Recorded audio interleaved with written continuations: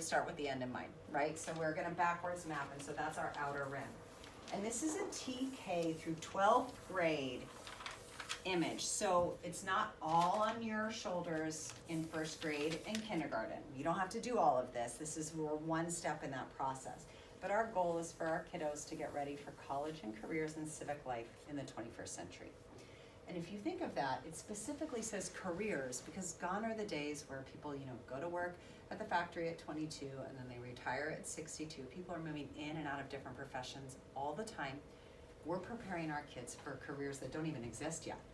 So we just have to prepare them for those critical thinking skills, those problem solving skills, that communication and collaboration. So that's why we've got this college and careers and civic life. Part of being prepared for that and having those critical thinking skills is being broadly literate. So they're able to read a blog, they're able to read an online newspaper, a magazine article, a novel. They could be critical consumers too. They can consider the source.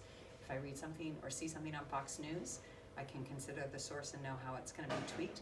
Whereas if I read something on Huffington Post, I can also consider the source and know that it's going to be tweaked. I know whoever pays for the research might be tweaking the results. So I have the capacities of a literate individual. So this is our TK through 12 goal, okay? And then the next part, which on the original figure that I showed you just a little bit ago, it almost looks like it's kind of a forgotten spot, but it's a very purposeful part. And this is different elements that you are going to consider when you're planning. This is kind of where your art and your craft come alive, okay? Because in order to reach these lofty goals, we need to really get our kids excited about what we're doing. And so we want to make sure that we're including something that's motivating, engaging, respectful, that it's intellectually challenging, and integrated. So when we're planning, we're considering that. So just like when we were talking about Carmela and how excited our kids would be to be like, oh, I go to the laundromat, or I have those same bracelets, or oh, it's the 99. They're gonna get more engaged, and you're gonna get more buy-in, therefore they're going to learn more. So we're making sure that we're doing that. And that intellectually challenging piece, that's just like you were talking about, knowing your kids, you know where they're at, so you can push them to where they can go, you know where they need to go. So that next part is the turtle part. And when you see the turtle, it does look like there's a head and there's one part that's more important than the rest, but it's not. They all work they swim around together around this. That's what these lines are supposed to indicate, that they're moving around. So no part is more important than the rest. They all work together in concert. So I'm gonna start with meaning making. And if you think about meaning making, that's like as you were listening to Angela read the story, you're trying to understand what's happening. That's what we all do as humans. We try to make meaning of what we're hearing. And that all depends on our language development and our effective expression. Your ability to make meaning in Carmela rests on your ability to understand those grammatical structures, why he continues to say jingled and jangled, why he chooses to have her take the bracelets off at the end. Effective expression is your ability and his ability, your ability to explain what you've understood, or write what you've understood, or draw for your kiddos what you've understood. So this is our kind of vehicles to understand, but also to express ourselves as well.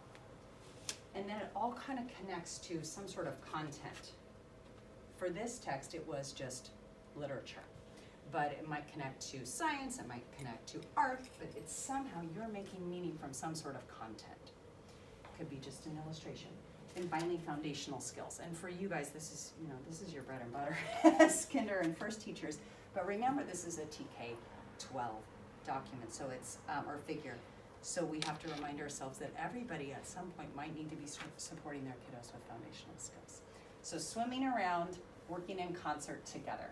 And we want to really make sure that we remember these five key themes. So if I say them, would you repeat after me? So content knowledge, language development, meaning making, effective expression, foundational skills. And of course, they swim around our Common Core State standards in ELA and literacy, which is reading, writing, listening and speaking, and language in all disciplines. So we are teaching literacy and language at all times. So for us as elementary teachers, this is very clear.